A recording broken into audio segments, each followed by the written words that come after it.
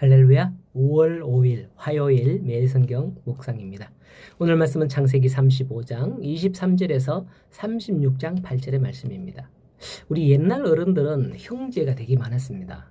그래서 여러 가지 장단점이 있겠지만은 그 중에는 좋은 게 바로 부모님의 장례식 때가 아닌가 싶습니다. 장례식장을 가면 TV 알림판에 상주와 가족이 쫙 나오는데 어떤 집은 딸랑 한 분인 집이 있는가 하면 어떤 집은 며느리 손자까지 20명도 넘는 그런 집이 있더라고요. 그리고 장례식장에 화환이 얼마나 많은지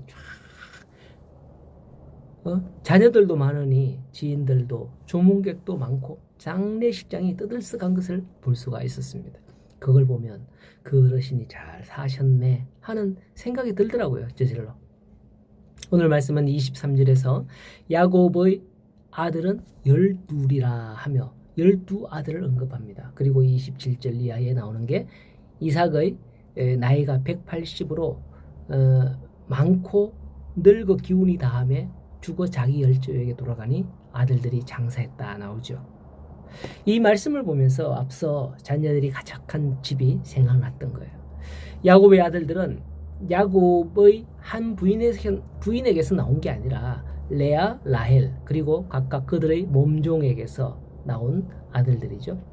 그러나 26절을 보면 그들을 차별하지 않고 모두 야곱의 아들들이라 부르는 것을 볼 수가 있습니다.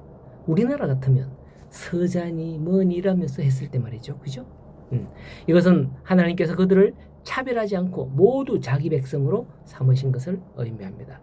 야곱의 아들들은 이렇게 12명에 불과했으나 이로부터 430년 후 그들이 이제 애굽에 갔다가 나오면서 마침내 가나안 땅을 정복하게 되죠. 야곱의 아들들은 이스라엘의 12지파로 그 땅의 주인이요 하나님 나라의 백성이 되는 거죠. 하나님은 결코 그들을 차별하지 않으시고 자기 백성으로 모두 동일하게 삼아주시는 것을 볼 수 있는 겁니다. 이것은 오늘날 하나님께서 자녀 삼은 우리에게도 그러하다는 거예요.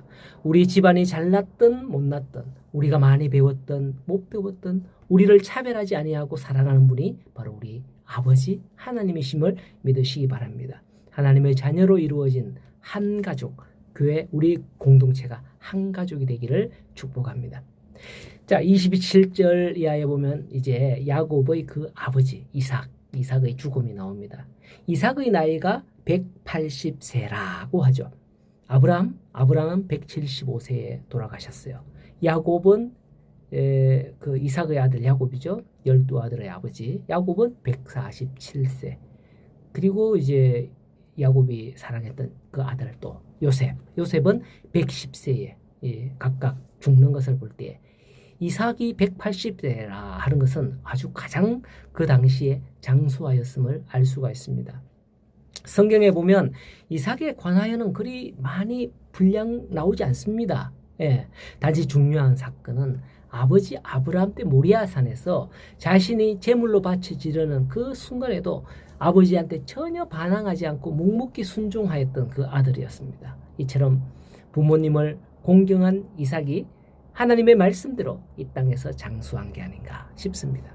오늘 많은 사람들은 건강하고 장수하기 위해서 좋은 음식을 먹고 운동을 합니다. 그것도 모자라서 몸에 좋다는 보약까지 먹죠. 그러면서 성경에서 가르치는 부모 공경하기를 온전히 다하지 못하는 경우가 참 많습니다. 오늘은 어린이날인데 이제 곧 어버이날이 다가오죠. 진정 장수하기를 원한다면 성경 말씀대로 내 부모를 공경하라. 이 말씀을 잊지 마시기 바랍니다. 먼저 부모에게 순종하면 여러분이 말씀대로 이 땅에서 잘 되고 장수하실 것입니다. 그게 하나님께서 약속하신 축복이기 때문이죠. 오늘 본문은 36장까지 넘어가는데요. 여기서 에스와 그의 자녀에 관해서도 언급을 합니다.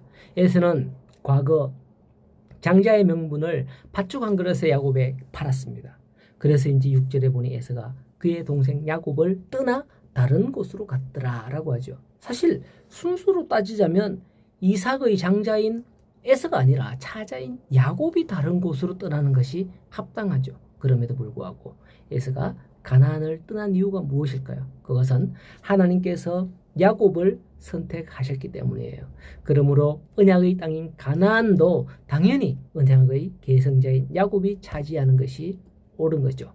그렇게 해서는 하나님의 섭리에 따라서 가나안 땅을 떠날 수밖에 없었던 겁니다. 그렇습니다. 우리가 하나님의 언약의 계승자가 되어 축복의 자리에 머무르게 된 것은 모두가 하나님의 선택과 은혜의 결과예요. 그러므로 우리는 하나님의 택하심에 감사하는 그런 삶을 살 수 있기를 소원합니다. 오늘도 우리가 허락하신 땅에서, 우리에게 허락하신 그 땅에서 하나님의 축복을 누리는 우리 모든 성도들이 되기를 간절히 소원합니다.